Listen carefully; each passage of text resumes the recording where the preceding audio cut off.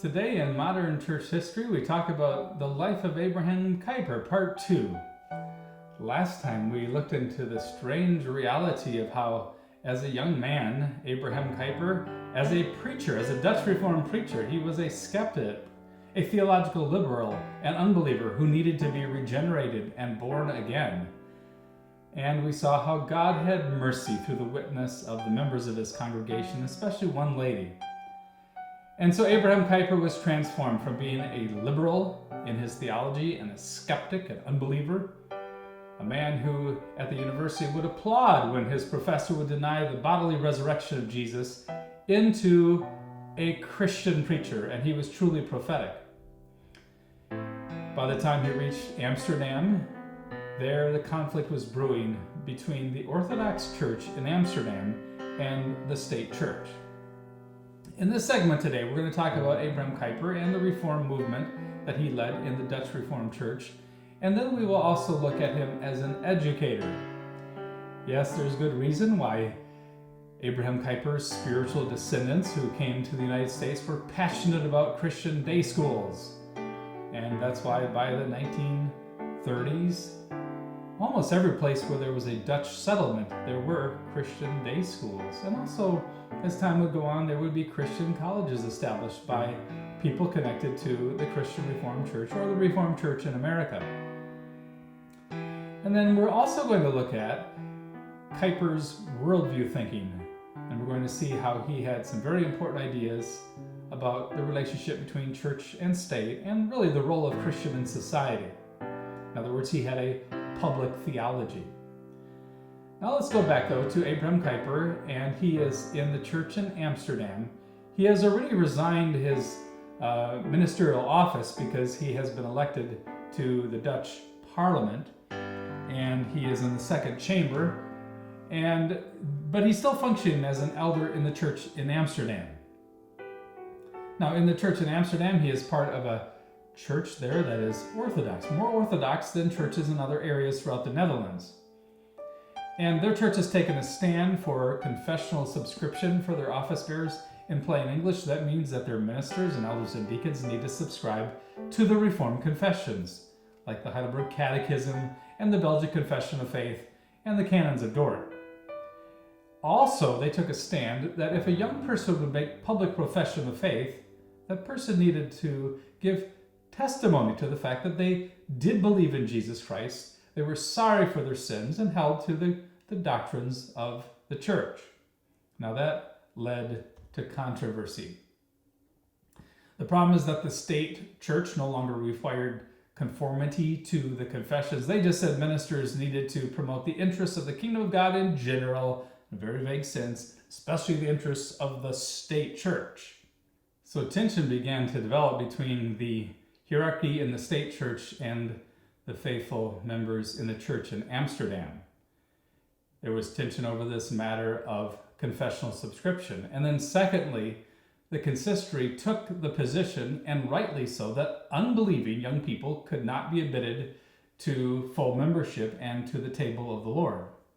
You see, the problem is that throughout the Netherlands by this time, you have unbelieving young kids who won't even admit that they're sinners. They won't say that they believe in Jesus Christ. They have no evidence of living a new and godly life. And yet it was just the custom that they would be automatically almost brought into church membership and allowed to come to the Lord's table.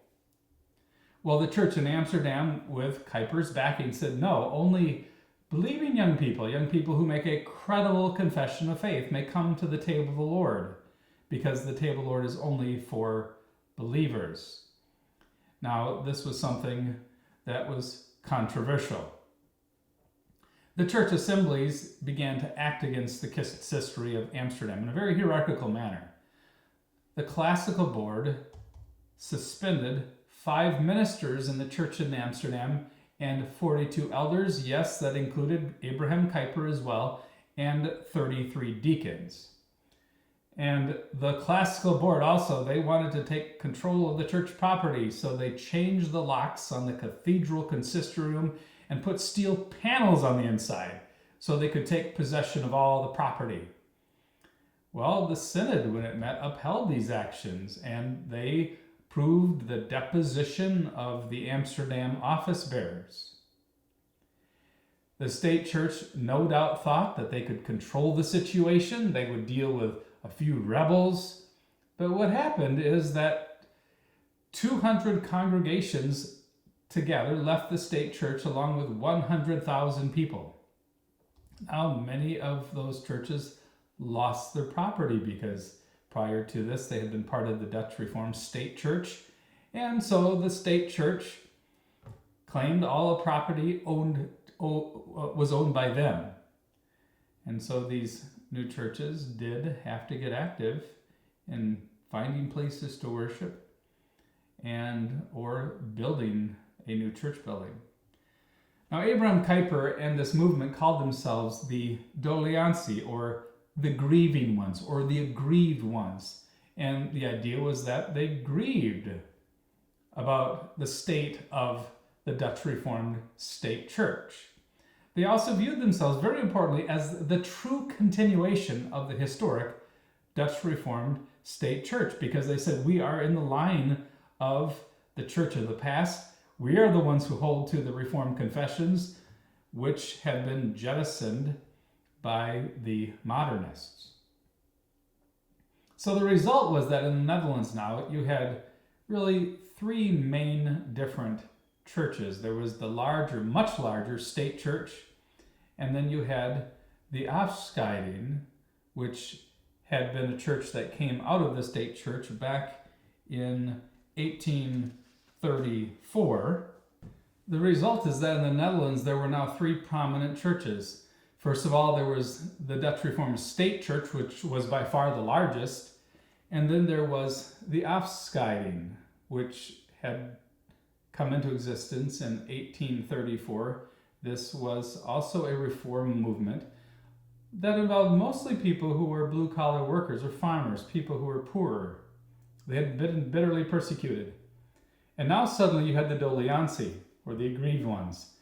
And this movement was made up of people who were more educated and who were more urban-centered, whereas the members of the Afscheiding had many times come from smaller towns throughout the Netherlands. So you now had two Orthodox churches, the Afscheiding and the Doleantie, even though they were smaller, but suddenly the issue was, should they remain separate? And from an early date, Abraham Kuyper was properly ecumenical. He thought it was intolerable that you have these churches that both believed in the Reformed confessions existing as separate churches.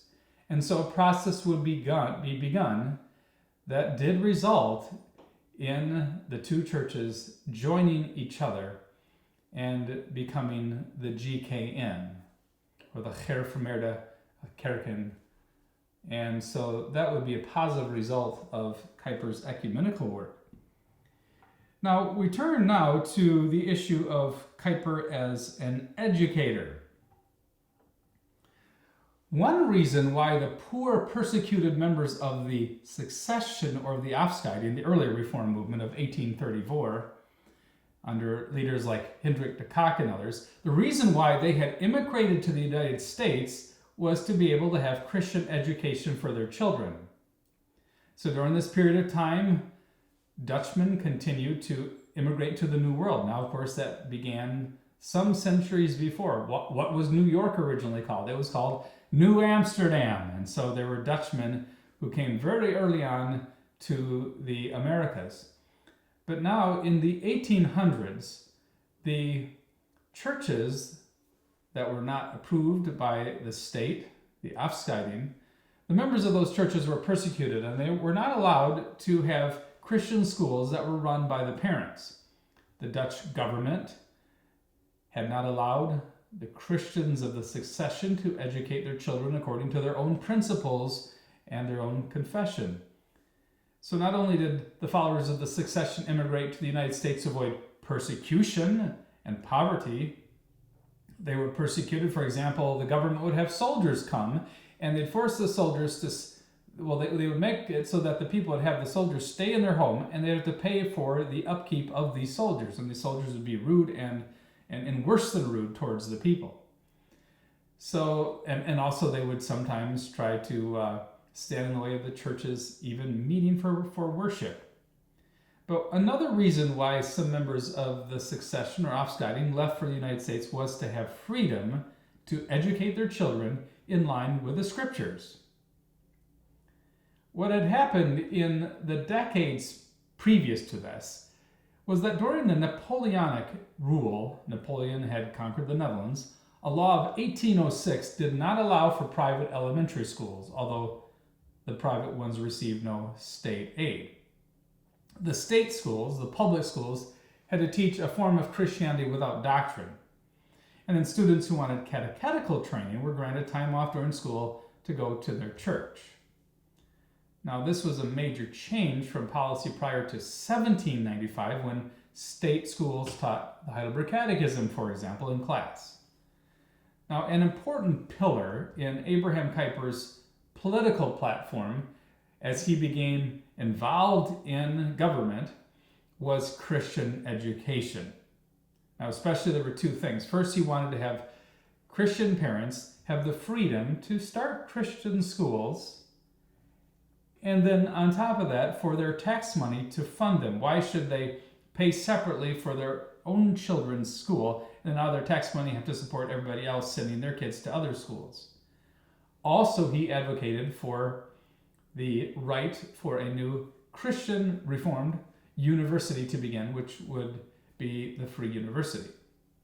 So first, he advocated the right of Christian parents to send their children to schools that were free of state and church control. The Kleine-Leuten, that is the common people, were up until this time apathetic about politics, and Kuyper had to convince the poorer people, ordinary Christians, to seek the right to vote. You see, if it was in their interest, for example, if they could vote for politicians, for example, who would support them having Christian schools run by the parents, that would be a reason to get them in the voting booth.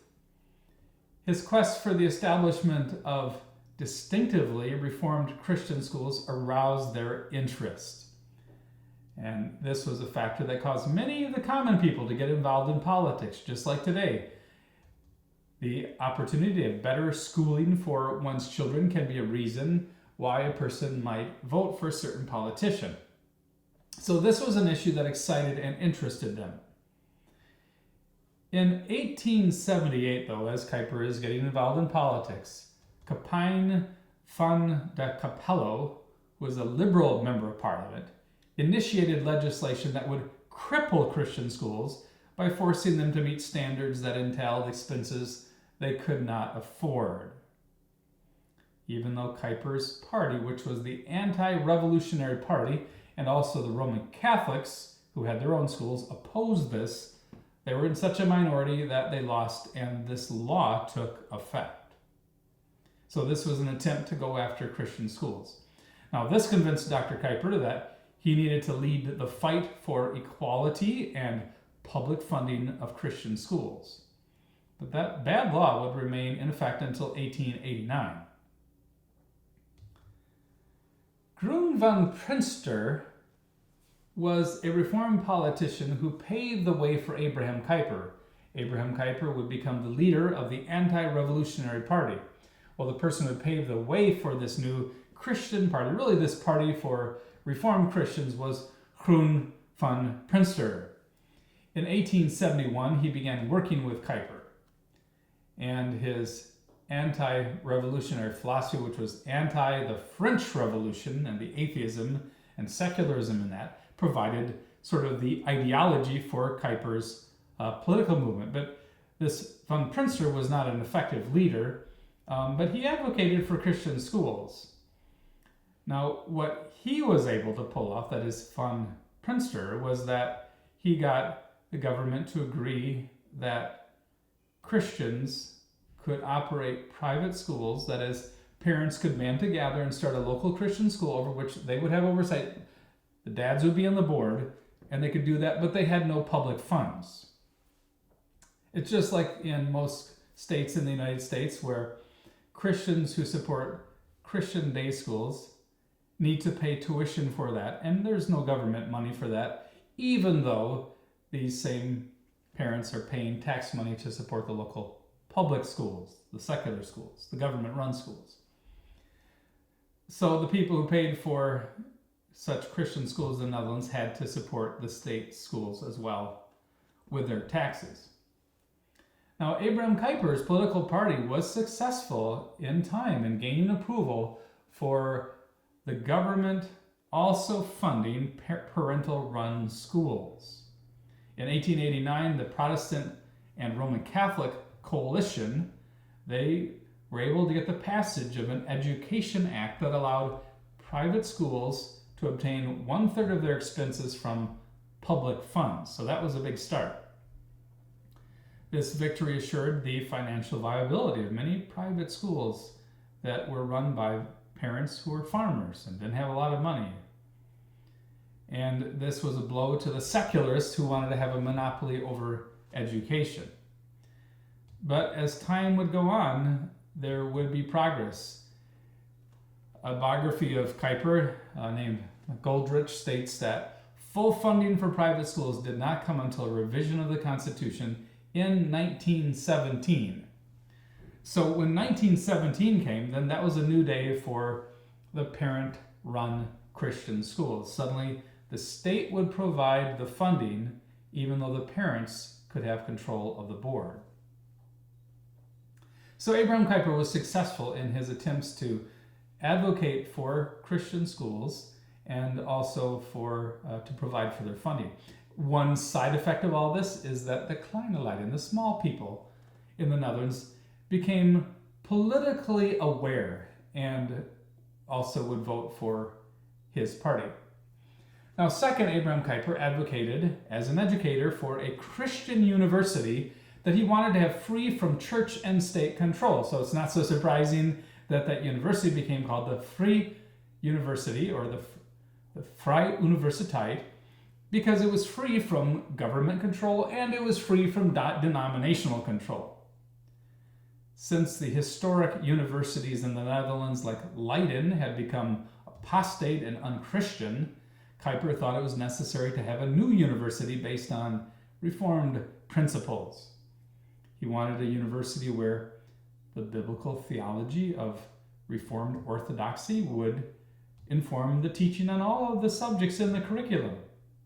In other words, he wanted to have the supremacy of Christ and the sovereignty of God to be seen throughout the entire curriculum. He also believed that God had called upon his people to carry out the cultural mandate, and because Christians should carry out the cultural mandate, they shouldn't retreat from society. You see, Kuyper had to deal with many Reformed Christians who said, well, why even get involved in the larger society? There's so much evil in the larger society. It's better to retreat into our small towns where things are better. Well, Kuyper thought that, no, Christians should not withdraw from society. In fact, they should not ignore any academic subject as unworthy of Christian study. He wanted Christians to be involved in philosophy and, of course, theology and the sciences, because he thought that in every one of these spheres, Christians can seek the kingdom of God. They can seek to submit to God's authority and look at this specific sphere, whether biology or whatever the subject might be, in light of all of God's revelation. So Kuyper said there's two basic educational models. The one is man-centered, it's secular, it's indifferent to objective truth. And then the second, he says, is God-centered. And he thought that Christian institutions should be confessional, that is, teaching in line with the great confessions of the church. And he thought that Reformed principles ought to be carried out in education. McGoldrich writes, in Kuyper's view, a Christian university must adhere to a biblical worldview, and only the Reformed faith promotes this consistently. Calvinism alone features the proper faith assumptions that are necessary to pursue truth in all domains of learning and to contend with opposing non-Christian worldviews. So notice how he is seeing that there is an antithetical element to Christian education. Christians will be developing the disciplines in the university in a way that is at odds at times with pagan thought. But he also thought that the Christian university should operate in a sphere apart from the institutional church and apart from the state. In other words, he doesn't want a state, which might be controlled by secularists from time to time, running the university. He also didn't want the denomination and the denominational synods to be overseeing the university. He said, no, their proper sphere is in the life of the church's institute. This is not the life of the church's institute. And therefore the university, he said, is directly responsible to God for its teachings. Kuyper's work as an educator was connected to his Christian worldview thinking. In fact, Kuyper is famous around the world for his worldview thinking. That's why people like Chuck Colson, who is so active in prison ministry, was intrigued by Abraham Kuyper's thought, because Abraham Kuyper said that our Christian faith will impact us in every realm of our endeavor. So Kuyper is well known for his view of really God and things and the world. His understanding of worldviews impacted his approach to education and politics. According to Kuyper, the Christian worldview encompasses all academic fields and it conditions how professors and students pursue their learning. He blew the trumpet of worldview Calvinism in a lecture on sphere sovereignty. We'll talk about what that means. He says there is not one part of our world of thought that can be hermetically separated from the other parts, and there is not an inch in the entire area of our human life of which Christ, who is sovereign of all, does not cry, mine. Notice what he's saying. He's saying Christ is supreme over all things. He is supreme over his creation. He's supreme over every part of the creation, and therefore every science which studies that area is something also that is under his sovereignty. So he was the founder of the Free University of Amsterdam, where he also functioned as a professor of systematic theology. Now, the reason for that is that the university not only trained men for legal studies, for example, or for other studies, but it also provided a course of theological studies for ministerial students. This university was established on October 20 of 1880. And initially, the graduates of the theological school were not allowed to become ministers in the Dutch Reformed Church, and the school was not accredited by the government. So degrees were only valid if a graduate would pass qualifying exams at a state university. It was only in 1903, when Kuyper was Prime Minister of the Netherlands, that he introduced a bill that did become law in 1905 that finally granted full legal standing for private universities. In other words, we would say that it was only then that the university was viewed as accredited. The Free University was supported by both wealthy donors, but also the poor, the kleine folk, the little people. I get a kick out of how they had funding drives that helped connect members of the confessional Reformed churches to this body, to this university. Members of the GKN, for example, would keep a little coin bank. And so the poor and even little children could put little small donations into this little coin bank, and then their donations would later on be collected. Kuyper compared these gifts of many poor believers to support this university and seminary to the widow's mite that Jesus commended in Mark 12, verses 42 through 44.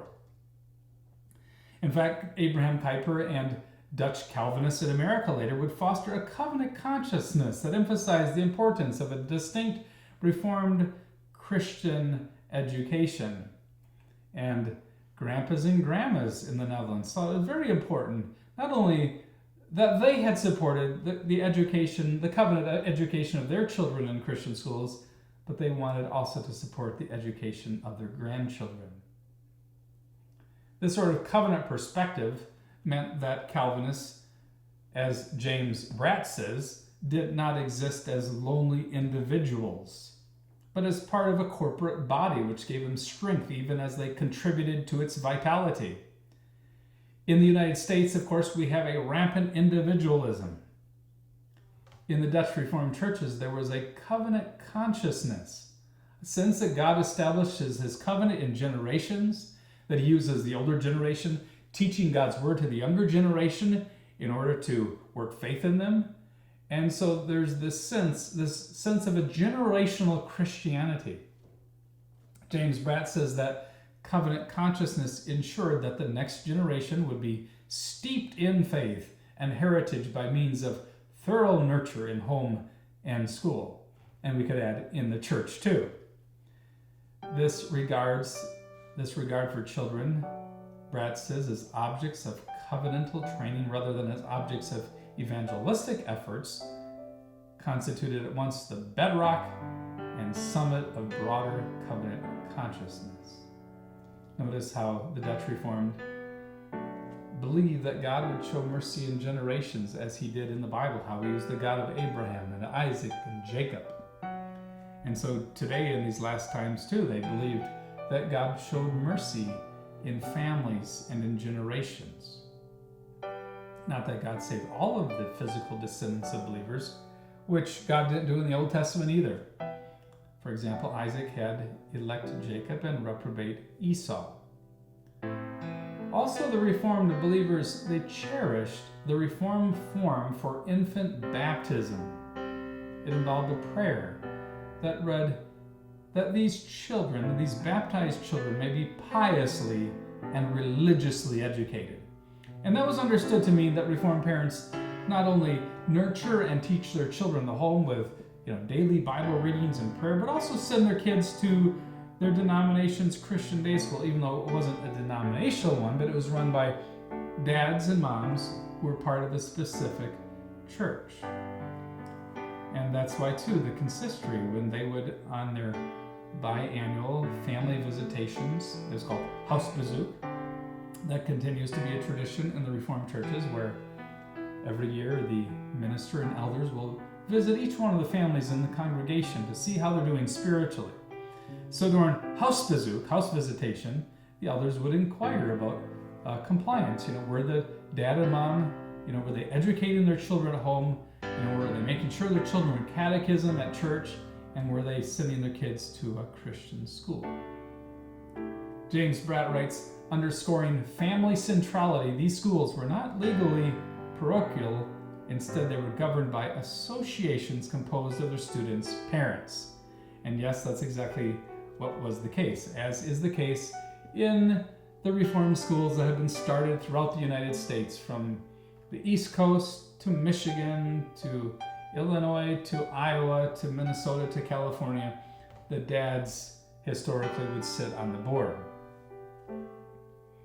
So Abraham Kuyper was into education. In this session, we've been able to talk about Abraham Kuyper not only as a church reformer, but also as an educator. Next time, we're going to talk about him as a politician, his view of politics, and also his role as an editorialist and a journalist.